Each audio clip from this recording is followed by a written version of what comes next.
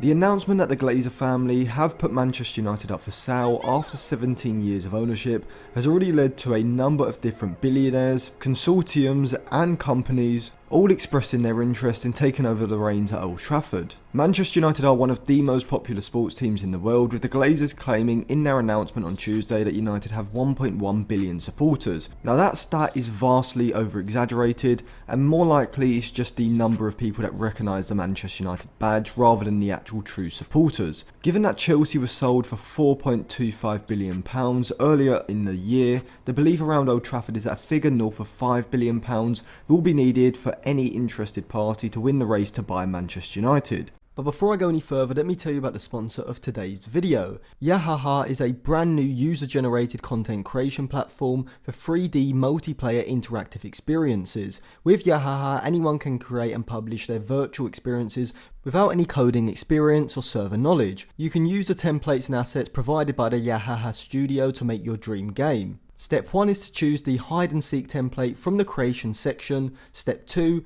inside the template, which is edit mode, you go to the asset library, click on components and then pick the behavior player transformation component card. You can add that to your assets, and then step 3, you go back to the asset library, pick your favorite 3D asset, click view in the scene. The chosen asset will then be added to your map. Step 4 is to drag the chosen 3D asset next to your spawn point to make sure that you can immediately see it when you are playtesting the game. Step 5 is then to click the chosen 3D asset, go to gameplay, set up the menu on the right side, click on the add component button to add the behavior player transformation component card onto the chosen 3D asset. And finally, step 6 is to click the play button on the top right corner and you can enter play test mode, try to trigger the model that you've put in the scene, and then you can transform to it. So if you're someone who likes to make their own 3D virtual experiences, then Yahaha is definitely for you, so I'll leave it linked in the description below. So go down there and click the link to start creating your dream games completely for free. And once again, a massive thank you to Yahaha for sponsoring today's video. US tech giant Apple and Spanish fashion mogul Amancio Ortega have both reportedly stated their interest with executives at Manchester United, joining a host of other big names who have previously expressed their desire to take over at Old Trafford.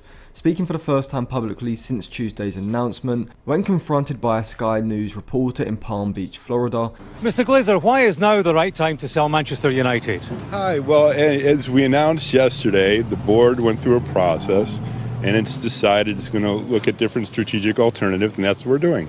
So, United fans say that you should have sold the club years ago.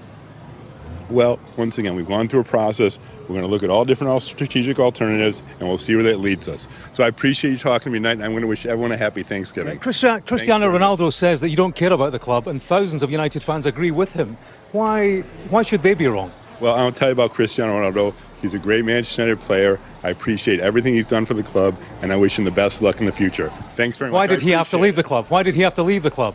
Manchester United fans have long protested against the Glazer ownership virtually since the inauguration of their takeover, which was completed back in May 2005, with the green and gold campaign becoming increasingly prominent in the last decade. The Glazers, who also own the NFL American football franchise, the Tampa Bay Buccaneers, won't be forced to sell on the cheap, and suitors won't be able to gain control of United for a bargain price. The Rain Group, who helped facilitate Todd Boehly and Clear Lake Capital's joint takeover of Chelsea in the summer, is acting as the Glazers' executive financial advisor. With Liverpool also on the market after their owners Fenway Sports Group confirmed their willingness to sanction a forced sale, interested bidders are likely to consider both clubs. But United still remains an incredibly attractive proposition, given the commercial power that the club has following the success of the Sir Alex Ferguson era. A lot of fans celebrated the world's largest tech company, Apple, being interested in acquiring the club for around $5.8 billion. Although Apple aren't alone in this interest, and they haven't previously owned a sports team,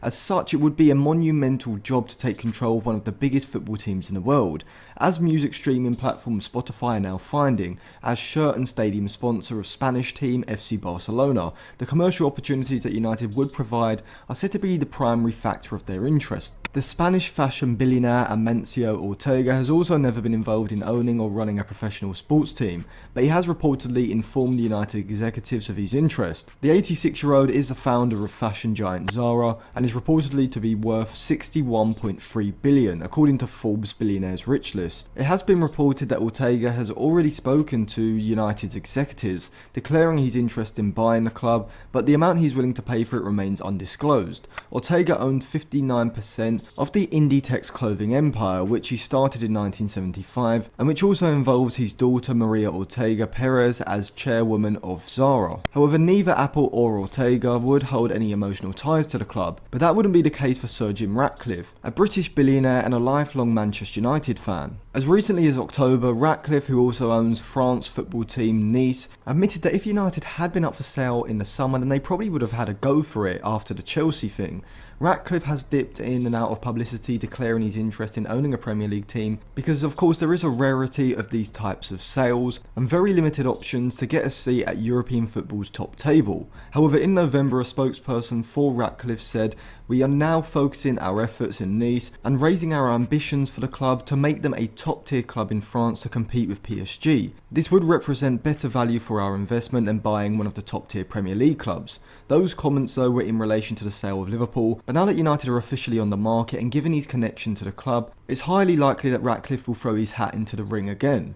Ratcliffe has an estimated net worth of around £10.9 billion and does hold the previous sports experience of running both football teams and other sports teams that Apple and the fashion billionaire Ortega don't have. His investment vehicle Ineos completed their £85 million takeover of Ligue 1 club Nice in 2019, and 2 years before that in 2017 they purchased Swiss team FC Lausanne Sport. Ratcliffe would have an immediate connection with the supporters and previously revealed that his favourite moment as a Manchester United fan was that late comeback to win the Champions League final in 1999 against the German giants Bayern Munich. The businessman was born in 1952 and grew up in a council house in Failsworth, which is a small town between Manchester and Oldham, and so Ratcliffe would very much be a Manchester man. The less likely ownership bid that holds a clear familiar link for the fans is that of former Manchester United winger David Beckham.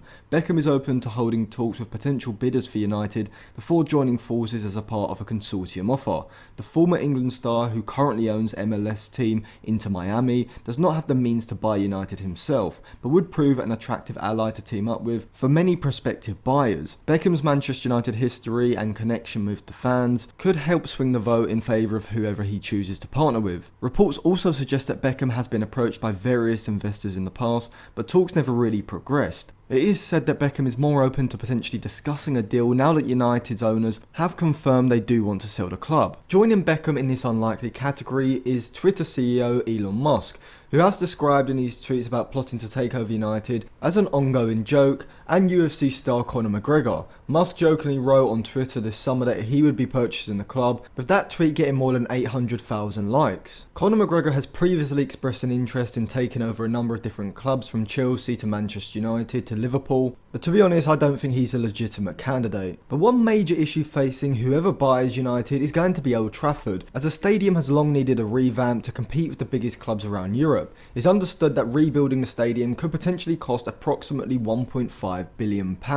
which would make it the most expensive football ground in the world, ahead of Tottenham's new £1 billion stadium. United moved to the Theatre of Dreams in 1910 and have called it home ever since. The stadium was most recently renovated between 2005 and 2006, with 8,000 seats added. Discontent over the Glazers' ownership has also seeped into the dressing room, with Cristiano Ronaldo, who had his United contract terminated, expressing his dissatisfaction and concern with how the Glazers are running the club in his interview with Piers Morgan. However, it has also been claimed that United could become another big European club to come under Middle Eastern influence. The Investment Corporation of Dubai are now reportedly in the frame to become the next owners of Manchester United. They are part of the sovereign infrastructure of the Dubai state, with their money coming directly from state funds. If they were to take charge, United would essentially become another state-funded outfit after Manchester City, PSG and Newcastle. Rumours suggest that Dubai International Capital, the investment arm of Dubai's sovereign wealth fund, may consider submitting a bid for the club. Dubai International Capital, which is said to have around $13 billion of assets under management,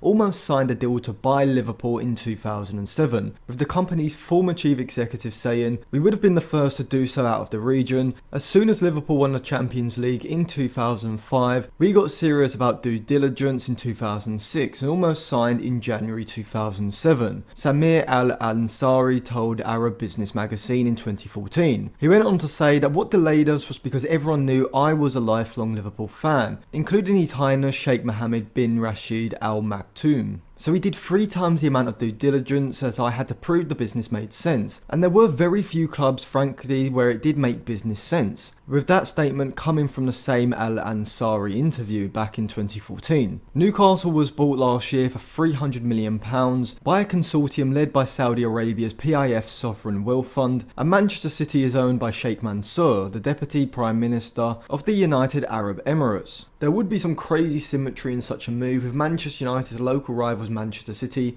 also being owned by an Abu Dhabi investment group, meaning that both Manchester clubs would come under significant influence from the UAE. So Simon, with both Manchester United and Liverpool now in play for potential buyers, which of the 2 clubs is a more attractive investment? Manchester United. Go on.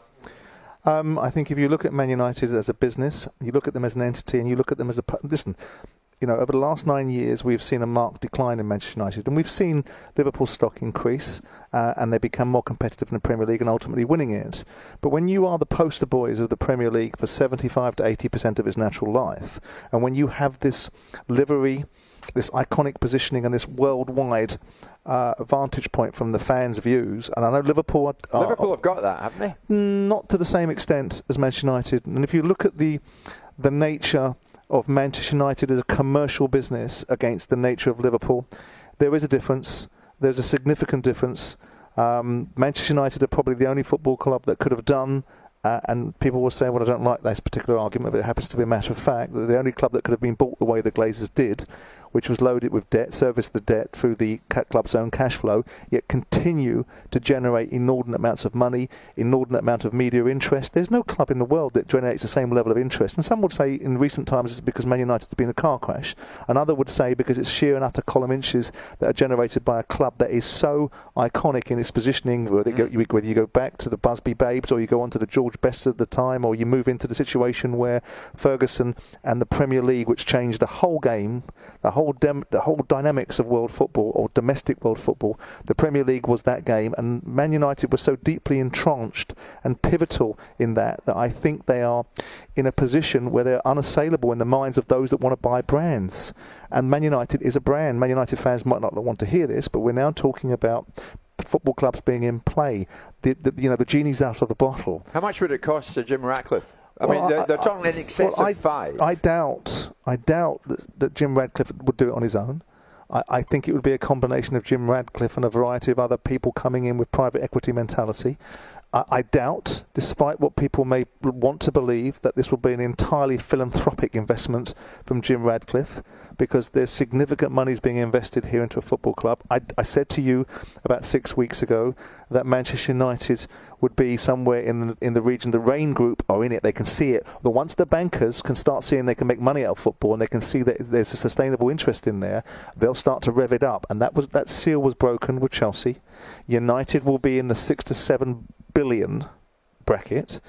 Now, we talk about influencers, we talk about businesses that can be bought, that can be leveraged off it. Elon Musk has just bought Twitter for 44 billion, and that's not a business that has any particular commercial returns. It's a whole raft of other things that he'll get off the back of Twitter. And United are that. So I think of the two, and of course the timing of this. There's money in the market. United aren't going to let Liverpool take some of that money out of the market and subsequently diminish the opportunity for them to get top dollar. So there will be timing to this. So if Manchester United go for 5 billion plus, let's say for argument's sake, they'll go for more than 5 billion. They'll go for. What do you think? I think they'll go north of 6 if they go, and it's not guaranteed. The Glazers, the Glazers would never stop before like that, though. They stopped to talk to James on Sky News. Sure, the landscape has changed. You've had an interview that's been done by an iconic figure that has created some adverse publicity. Maybe it's the time. They're also in play. They want to raise some more. They're going to do one of two things. Unequivocally, you've just learned they're going to do one of two things. They're going to raise some cash, because he's told us. Glazer told us. Yeah. Or the board has made a decision to look at the best way to get investment into this business. Now, their share price, let's be clear about this, their share price is at a 52-week high. It's jumped up by 25%. It's increased the value on paper of this business. Ronaldo's little interview and the subsequent scenario around the Glazers suggesting they might be prepared to take more investment and sell the business has increased the market cap of that business by best part of 500 million. So what is my opinion on this situation? So I do agree with what Simon Jordan said, that Manchester United is obviously the more attractive proposition compared to Liverpool. And that's not because of Liverpool aren't a big club, it's just because of the size of Manchester United. The biggest club in England, and arguably the biggest club in the world. Maybe Real Madrid are bigger, but you can't really buy Real Madrid. There are a lot of rules and regulations you have to go through. If you look through how Florentino Perez came to power at Real Madrid, you'll understand that. But because Manchester United is not just one of the biggest brands in football, but one of the biggest brands in sport, this is going to attract all sorts of interest. And you can see that with Apple, the Middle Eastern consortiums all being linked with Manchester United, as these aren't just big players in the football world, but these are big players in the world. Apple's the biggest company in the whole world. And so to me, whoever buys this is going to be paying what Simon Jordan said, which is going to be north of 6 billion. I do think there's going to be some American involvement, as there always seems to be now when these clubs are sold. But if I had to put my money anywhere, I would definitely say it's going to be a consortium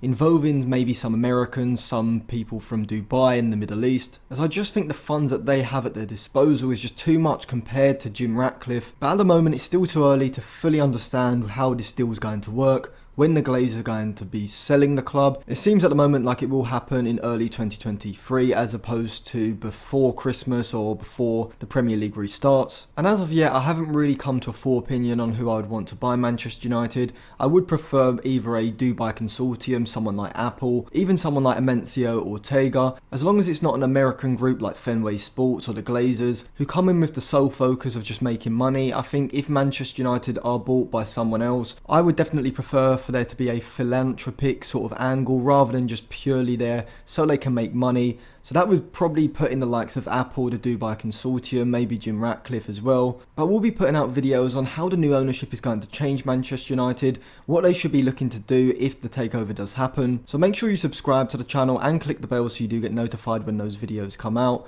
Put your thoughts in the comment section as well, and check the description for some of my other